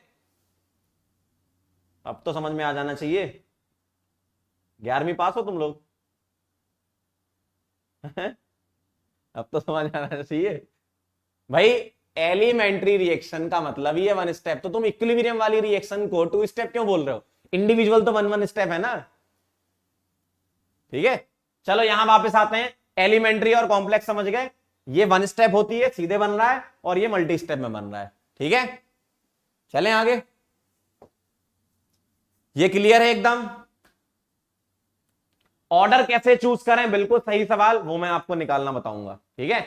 आपको कभी कभी डायरेक्ट रेट लॉ दिया जाता है तो आप उससे देख के बता सकते हो ऑर्डर, बाकी एक्सपेरिमेंट से भी निकलता है। नेक्स्ट टर्न पे मैं आपको एक्सपेरिमेंटल ऑर्डर निकालूंगा, ठीक है। अभी अपन बेसिक चीजें समझ रहे हैं, ये नोट कर लिया सभी लोगों ने, चेक कर लो जरा एक बार। अच्छा सब फेल हो, 11वीं 11th फेल अच्छा हम्म हम्म हम्म चलें आगे, 11वां बर्बाद, हाँ बिल्कुल सही। चलो भाई क्लियर एकदम, आगे बढ़े, फटाफट बोलो, चलें आगे, जल्दी फटाफट से, लिख लिया ना सभी लोगों ने, रेट लॉ हो गया अपना, है ना। चलें आगे बढ़े, जल्दी बताओ, फटाफट बताओ, बोलो यस सर नो, जल्दी से यस सर नो बोलो, जल्दी से बोलो यस सर नो।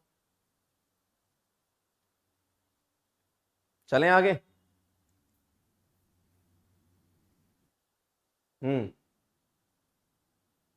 क्लियर एकदम।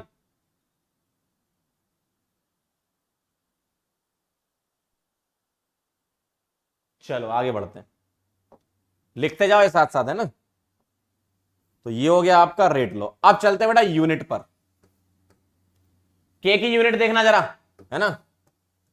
आपने क्या लिखा था rate law, R is equal to K, A की पावर x और b की पावर y, यही लिखा था रेट लॉ आपने। अब मुझे रेट की यूनिट बताओ, अगर मैं कॉन्सेंट्रेशन के टर्म में चल रहा हूं, बाकी प्रेशर के टर्म में भी चल सकते हो। रेट की यूनिट क्या होती है, मोलर टाइम इनवर्स, भाई मोल पर लीटर टाइम इनवर्स, है ना। यहां के की यूनिट आएगी इनटू इसकी यूनिट क्या आएगी, मोल पर लीटर या मोलर लिख दूं, मोलर की पावर x और यहां मोलर की पावर y। तो यहां से यूनिट ऑफ के क्या आ जाएगी, यूनिट ऑफ के आ जाएगी आपकी मोलर टाइम इनवर्स, और यहां मोलर की पावर क्या आ जाएगी, x प्लस वाई। सही है ना, इधर x प्लस वाई आ जाएगी, इसको ऊपर भेज दो तो यूनिट ऑफ के ये आ जाएगी मोलर की power 1 minus X plus Y. ठीक है, टाइम इनवर्स। और x प्लस वाई को मैं n बोल देता हूं, n या कई लोग p भी लिखते हैं, ठीक है, कोई दिक्कत नहीं। तो मोलर 1 माइनस n लिखो या कई लोग यहां p लिखते हैं, कोई दिक्कत नहीं है, टाइम इनवर्स। ठीक है, अब यहां पर ये जो n है वो क्या है, n क्या माना मैंने, x प्लस वाई, और इसको क्या बोलते हो, n को, इसको बोलते हैं overall order of the reaction, order of the reaction. ठीक है, x क्या होता है, order with respect to a, order with respect to a, और y क्या होता है, order with respect to b, और n क्या होता है, overall order of the reaction. ठीक है, तो यूनिट ऑफ k क्या आ गई आपकी ये। ठीक, तो मैं यहां लिख देता हूं, आप डायरेक्ट याद करेंगे इसको, है ना, यूनिट ऑफ k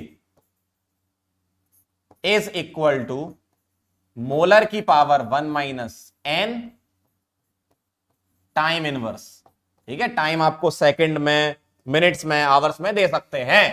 ठीक है, this is the formula, direct याद रखना है, मैंने डेरिवेशन बता दिया। तो मोलर की power 1 minus n time inverse. ठीक है,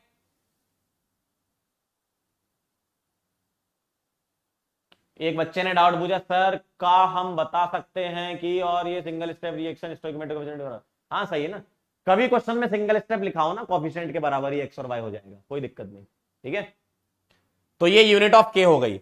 मैं आपको एक k के बारे में एक चीज बता रहा था, ध्यान से सुनना जरा। इधर जो k है ना, k को क्या बोलते हो, रेट कांस्टेंट या स्पेसिफिक रिएक्शन रेट। इस वर्ड का मतलब क्या है, स्पेसिफिक रिएक्शन रेट, इस वर्ड का मतलब क्या है, स्पेसिफिक रिएक्शन रेट का मतलब होता है, स्पेसिफिक का मतलब क्या होता है, यूनिटी। ध्यान रखना, क्या होता है, यूनिटी।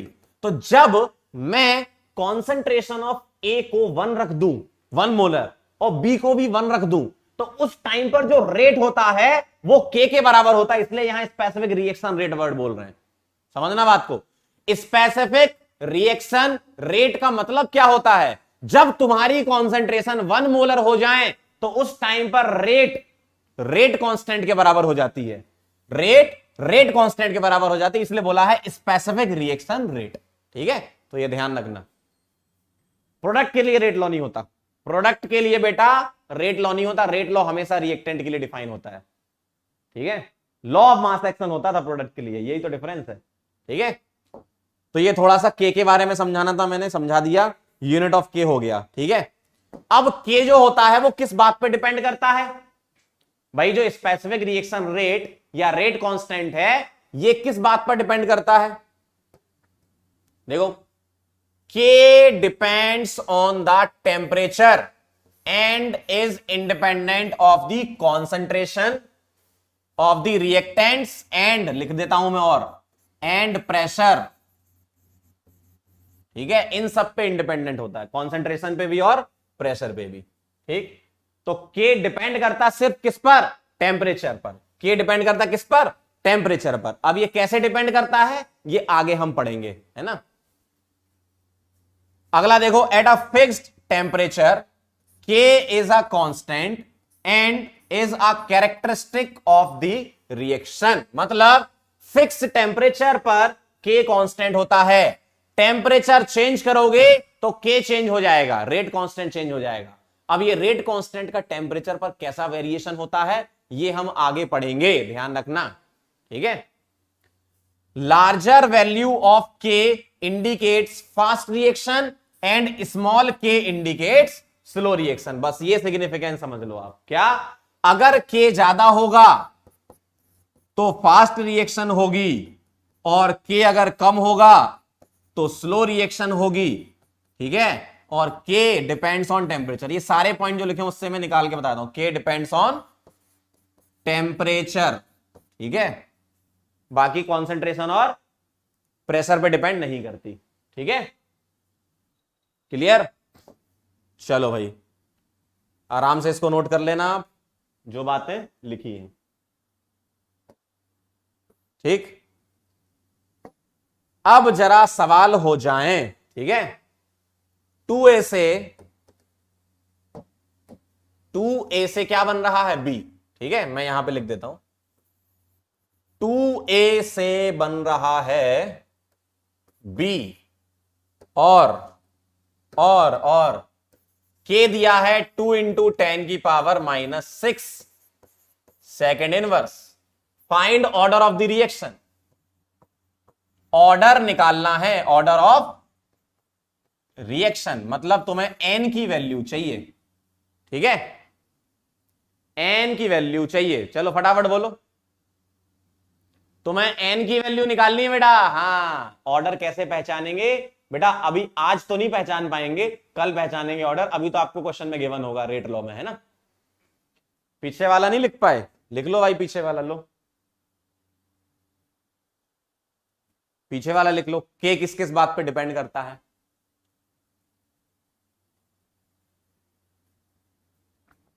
लिखो फटाफट से। K किस किस बात पर डिपेंड करता है, क्या क्या फैक्टर्स होते हैं जो K को अफेक्ट करते हैं। प्रेशर डिपेंड्स ऑन, ओ या ऐसा थोड़ी होता है, हर जगह गैस स्टेट लगा दोगे क्या, प्रेशर डिपेंड्स ऑन टेम्परेचर तो अब तो करना चाहिए, ऐसा नहीं होता। कुछ एक्सप्रेशन ऐसे होते हैं जो सिर्फ टेम्परेचर पर डिपेंड करते हैं। टेम्परेचर प्रेशर का जो डिपेंडेंसी होती है वो गैसियस स्टेट में गैसेस वगैरह के लिए होती है, ठीक है। चलें आगे, लिख लिया सभी लोगों ने, बताओ जरा फटाफट से। बेटा K जो है ना वो रिएक्शन के लिए अलग अलग हो। K की देखो एक्चुअल में क्या है ना, K जो है वो टेम्परेचर पे डिपेंड, मैंने क्यों बोला, K और टेम्परेचर का बेटा एक रिलेशन होता है, ठीक है, वो डेरिवेशन करके निकलता है, लेकिन डेरिवेशन अपने सिलेबस में नहीं है। और वो जो एक्सप्रेशन है जिस पर K डिपेंड करता है वो मैं आगे बताऊंगा, ठीक है, ठीक। आगे बढ़े, चलें आगे। चलो बेटा सवाल पर आ जाओ, लिख लिया होगा सभी लोगों ने। Find order of the reaction ये दिया है, बताओ कैसे निकालोगे ऑर्डर। बेटा ये जो K की यूनिट है ना, K की यूनिट, इससे निकलता है ऑर्डर। ध्यान से देखो, ये जो लिखा है ना, ये इसमें ये वाला पार्ट, भैया ध्यान रखना, रेट ऑफ रिएक्शन ऑर्डर पे डिपेंड नहीं करती, लेकिन K जो है उसकी यूनिट ऑर्डर पे डिपेंड करती है। ध्यान से, रेट ऑफ रिएक्शन की जो यूनिट है, unit of rate of reaction, ये क्या होती है, मोलर टाइम इनवर्स, ठीक है, ऑलवेज फिक्स, ऑलवेज फिक्स होती है ये। और unit of K, unit of K ये क्या होती है, मोलर की पावर 1 - n टाइम इनवर्स, ठीक है, ऑलवेज वेरी करती है, डिपेंड्स ऑन ऑर्डर, ठीक है। अब देखो जरा, K की यूनिट क्या है, सिर्फ सेकंड इनवर्स, मतलब ये वाला टर्म तो है ही नहीं, और मोलर वाला टर्म तो तब नहीं होगा ना जब n1 होगा, सही है ना। n क्या होना चाहिए, यहां से 1 होना चाहिए ना, तभी तो तुम्हारा मोलर वाला टर्म हट जाएगा। सीधा आंसर, फर्स्ट ऑर्डर क्या लिखोगे, फर्स्ट ऑर्डर रिएक्शन, कितना आसान है, क्लियर है एकदम। बेटा मोलर वाला टर्म, मोलर वाला तो तब हटेगा ना जब n को 1 रखोगे, 1 - 1 0 हो जाएगा, मोलर की पावर 0 क्या हो जाता है, 1 हो जाएगा, तो सिर्फ क्या बचेगा, टाइम इनवर्स बचेगा, टाइम इनवर्स मतलब सेकंड इनवर्स। क्लियर है एकदम, फर्स्ट ऑर्डर। चलें आगे बढ़े, चलें, very good, first order reaction आ गई। अगला सवाल आपके सामने आपकी स्क्रीन पर ये रहा, बताओ अगला question, what is the order of the reaction whose rate law, ये तो मैं रेट लॉ दे रखा है क्या, R = K concentration of AC, ये भी लिख सकते हो है ना, और कॉन्सेंट्रेशन ऑफ बी -1/2। ठीक है, सी ए का मतलब क्या है, कॉन्सेंट्रेशन ऑफ ए है, और सीबी का मतलब क्या है, कॉन्सेंट्रेशन ऑफ बी है। मुझे what is the order of the reaction, मतलब एन निकालना है। ठीक है, क्या निकालना है, एन निकालना है। फटाफट से बताओ, अब तो बता सकते हो। अगर तुम्हें रेट लॉ दिया है तब क्या दिक्कत है।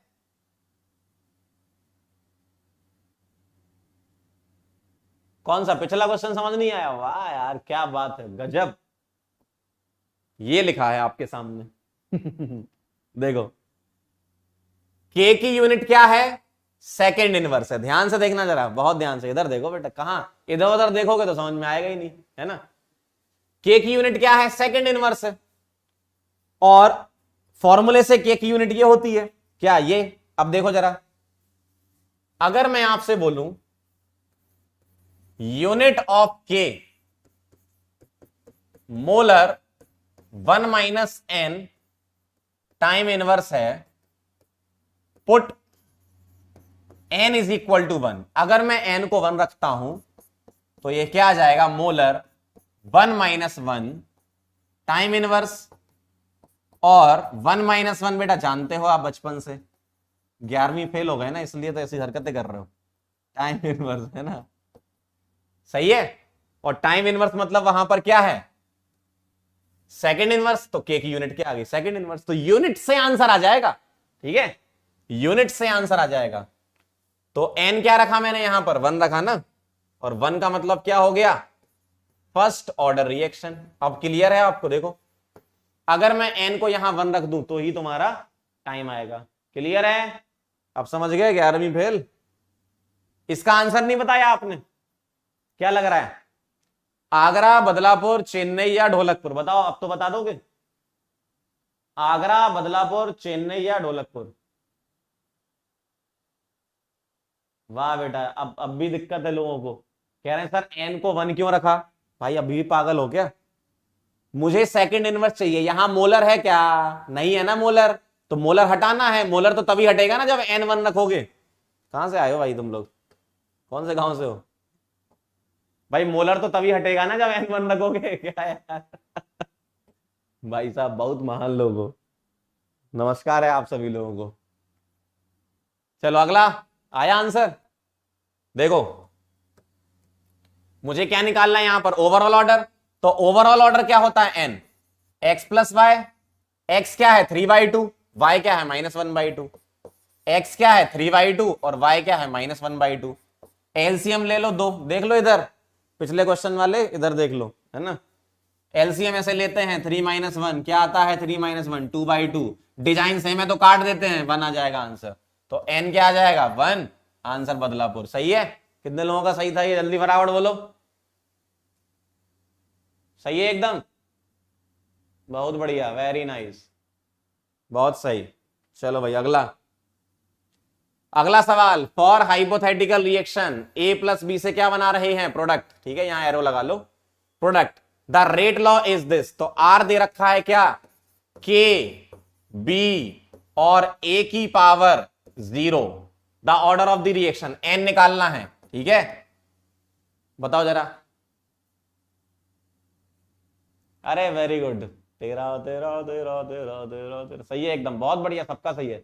अगला सवाल, रेट लॉ दे रखा है। आज मैं आपको सिंपल क्वेश्चन बता रहा हूं कि जिसमें रेट लॉ दिया है उससे ऑर्डर ऑर्डर निकालना हो तो बड़ा आसान है। ठीक है, ये जो पावर है ना उसका सम कर दिया करो, सिंपल है। बोले जल्दी फटाफट से, 0 1 2 3, आगरा, बदलापुर, चेन्नई, ढोलकपुर, जल्दी से क्या आएगा। अगर मैं यहां पर n लिखूं तो n क्या आएगा, x प्लस वाई, और x क्या है, इसकी पावर 1, ये जो है ना 1 और ये 0, इसका सम कर दो। अब x आप a को मान रहे हो या b को मान रहे हो, बताओ। a को मान लेते चलो, तो a वाले की पावर ये 0 और इसकी 1, 0 + 1, n क्या आ गया 1 आ गया, फर्स्ट ऑर्डर बदलापुर। कितना आसान है, पावर का सम कर दो बस बेटा, पावर का सम कर दो, काम खत्म, पावर का सम कर दो, काम खत्म। ठीक है, और देखो जरा जितने भी रेट लॉ हैं सब रिएक्टेंट के लिए होते हैं, ध्यान रखना, है ना। बदलापुर एकदम सही आंसर है। अगला सवाल, ठीक है, अगला क्वेश्चन, यहां एरो लगा लो। 2a + b c + d, the active mass of b is kept constant but that of a is tripled, the rate of reaction will. मतलब पुरानी वाली रेट से और नई रेट में क्या फर्क है ना। तो मैं ऐसे लिख रहा हूं, R1 लिख रहा हूं, R1 is equal to K A की पावर, ठीक है, ए की पावर क्या लगाएं, हमें नहीं पता, कुछ नहीं दिया, तो हम इसको बाय डिफॉल्ट एलिमेंट्री मान लेंगे, ठीक है, ये ध्यान रखना आप। और बी की पावर 1, मैंने ये कोफिशिएंट को ही लिख दिया। क्यों? आप क्या कर रहे हो, ए की कॉन्सेंट्रेशन बदल रहे हो या बी की बदल रहे हो, तो रेट का कंपैरिजन पूछा है तो तुम्हें पावर तो पता होनी चाहिए ना, इसलिए पावर के बारे में यहां कुछ नहीं लिखा, कुछ भी नहीं लिखा, तो हम ये कोफिशिएंट एलिमेंट्री मान लेंगे, ठीक है। तो कंसीडर एलिमेंट्री रिएक्शन, ठीक है, कंसीडर एलिमेंट्री, तभी तो आप कंपैरिजन करा पाओगे एलिमेंट्री रिएक्शन, तभी आप बोलोगे ना कि ए को चेंज करने पर रेट इतनी बदल गई, है ना। क्लियर? चलो बताओ जरा।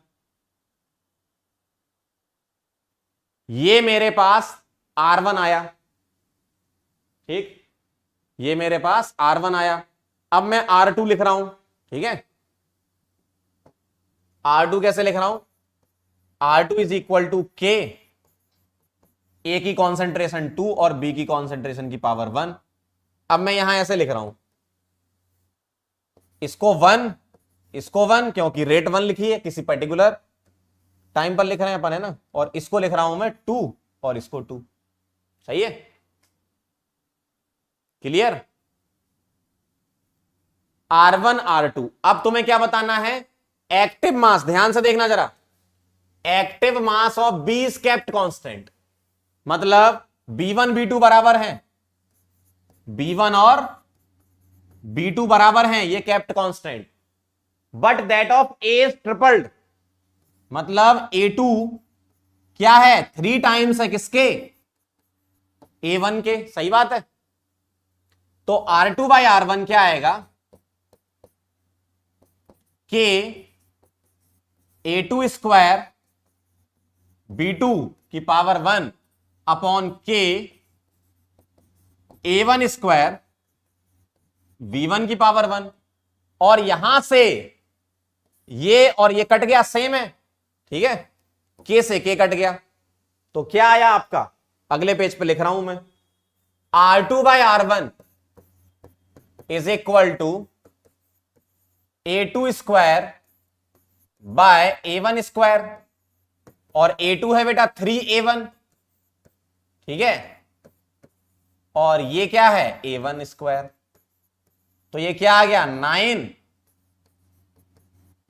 A1 square upon A1 square, design same काट दो, क्या आ गया 9, तो R2 बाई R1 9 आ गया, तो R2 इज इक्वल टू क्या आ गया 9 टाइम्स R1 आ गया, फाइनल आंसर, चेक कर लो जरा एक बार, सही है, 9 टाइम्स आएगा। पहले आप ये देख लो क्या किया मैंने, active mass of B is kept constant, तो बी कांस्टेंट, तो B1 B2 बराबर है, ठीक है, B1 B2 क्या है, बराबर है, और A2 क्या कह रहे हैं, ये क्या कह रहे हैं यहां पर देखो, but that of A is tripled, तो A2 क्या है 3 टाइम्स A1 है, ठीक।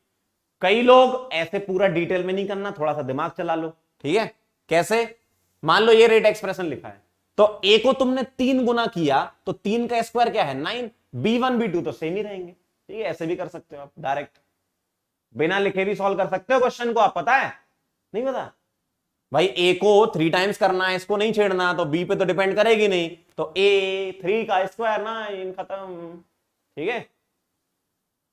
क्लियर? आगे बढ़े, चलो ये मैंने आपको पूरा सॉल्व करके दिखा दिया, क्लियर है, एक और हो जाए, चलो भाई फटाफट से, in the reaction A plus 2B plus C, ठीक है, यहां एरो लगा लो, D plus 2E, the rate of reaction remains unchanged if the concentration of B is double, B को डबल करने पर रेट ऑफ रिएक्शन अनचेंज है, ठीक है, and that of A and C is kept constant, what is the order with respect to B, बताओ।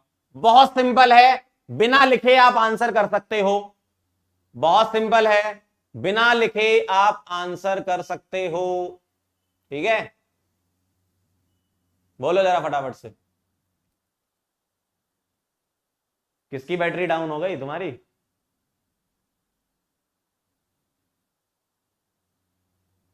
Sir but हमने power assume कर ली, करना ही पड़ेगा ना, बिना पावर अज्यूम किए कैसे करोगे क्वेश्चन? भाई कई बार लॉजिक का भी इस्तेमाल करना है ना। अगर तुम्हें पावर ही पता नहीं होती तो ए बी को छेड़ लो, रेट के बारे में कैसे पता चलेगा? इसलिए हमें कुछ नहीं लिखा तो एलिमेंट्री मान के भी चलना पड़ सकता है, ठीक है? कॉमन साइंस बोलते हैं इसको। यही सब चीजें तो डेवलप होती हैं पढ़ पढ़ के, है ना? पढ़ाई इसलिए जरूरी होती है। मना किया था ना, बाहर मत घुमा करो, पढ़ाई किया करो। चलो क्या लग रहा है आंसर? रेट ऑफ रिएक्शन, क्या कह रहे हैं? Rate of reaction remains unchanged if the concentration of B is double and A और सी को नहीं छेड़ना। केप्ट कांस्टेंट मतलब नहीं छेड़ना, ठीक? What is the order of the reaction with respect to B? सीधा आंसर आगरा, सीधा आंसर आगरा भाई। अगर बी को चेंज किया ही नहीं तो रेट डिपेंड ही नहीं करेगी, है ना? अब कई लोग सोचेंगे सर यहां पर तो 2 लिखा है। बेटा वही वाली बात है, क्वेश्चन पढ़ के। अब आप बोलोगे सर पिछले क्वेश्चन में तो आपने पावर मान लिया था, इसमें नहीं माना। क्वेश्चन का वेरिएशन, इसलिए तो क्वेश्चन करवा रहा हूं। इसमें तुम पावर मान लोगे, सपोज तुम्हारी इच्छा है कि सर हम मानेंगे, अगर तुम मान लोगे तो ऐसा आएगा, जबकि क्वेश्चन में तो मना कर रहा है ना तुमसे, इसका मतलब ये एलिमेंट्री नहीं है। तो सवाल पढ़ के भी तो दिमाग लगाना है अपना। भाई सवाल दिया इसलिए है ना कि दिमाग चलाओ, कुछ दिमाग भी तो चलाना साथ साथ। तो ये एलिमेंट्री नहीं है, ध्यान रखना, नॉट एलिमेंट्री। पिछले वाले में एलिमेंट्री क्यों माना था? क्योंकि आपको वेरिएशन निकालना था रेट का। इस वाले में एलिमेंट्री नहीं मानना। यहां अगर तुमने इसको 2 ले लिया और बी की कॉन्सेंट्रेशन को डबल कर दिया तो रेट तो 4 गुना हो जाएगी ना, जबकि क्वेश्चन में तो मना किया तुमसे। तो इस बात का बिल्कुल ध्यान रखना आप, ठीक है? एक और हो जाए, चलो एक और हो जाए, फिर एक होमवर्क दे देंगे आपको, या ये वाला भी आपको होमवर्क दे देते हैं, क्या बोलते हो? हैं पिछला नहीं आया? ओ भाई साहब आ जाओ आ जाओ। 11वीं फेल लोगों, इधर देख लो, इधर देखो, इधर देखो, 11वीं फेल। क्या कहानी थी यहां पर? सवाल को तो पढ़ो। The rate of reaction remains unchanged. Question पढ़ना नहीं है तुम्हें और सीधे आंसर देखते हो। The rate of reaction remains unchanged if the concentration of B is double. B को तुमने डबल किया, रेट ऑफ रिएक्शन अनचेंज है। तो किस बात पे डिपेंड करेगा भाई? अगर तुमने मान लो ऐसा लिखा, सपोज यहां मैं क्या पावर लगाऊं? 0 लगाऊंगा ना। क्या बात कर रहे हो यार, एकदम मतलब कॉमन साइंस नहीं है क्या? बेटा अगर बी की कॉन्सेंट्रेशन तुम चेंज करोगे तो रेट चेंज नहीं हो तो पावर तो 0 होना चाहिए ना। मान लो तुमने यहां 1 कर दिया तो बी चेंज करने पर रेट चेंज हो जाएगा, 2 कर दिया तो भी हो जाएगा, 3 कर दिया तो भी हो जाएगा। सिंपल मैथ्स है भाई ये तो। अब समझ में आया कि नहीं? बताओ जरा फटाफट से। अगर तुम्हारा क्वेश्चन में ये लिखा है कि बी की कॉन्सेंट्रेशन को बदलने पर रेट चेंज नहीं हो रही है तो उसका मतलब क्या है? अरे यार R इज इक्वल टू के, बी की पावर 0 मान लो, चलो ठीक है। ए और सी को तो कांस्टेंट रखा है, कुछ हटा दो उसको, है ना। मान लो तुम बोल रहे हो कि नहीं सर हम ये लेंगे। कोई लोग यहां से कुछ कमजोर बुद्धि वाले बी की पावर यहां 2 लगा रहे हैं, ठीक है। अगर यहां 2 लगा रहे हैं तो मुझे एक बात बताओ, मैंने यहां 0 क्यों लगाया? बी चेंज करने पर रेट चेंज नहीं होगी ना, क्यों? बी की पावर 0 का मतलब 1 होता है ना, तो R इज इक्वल टू के कांस्टेंट आ गया, ये तो बी पे तो डिपेंड ही नहीं कर रहा।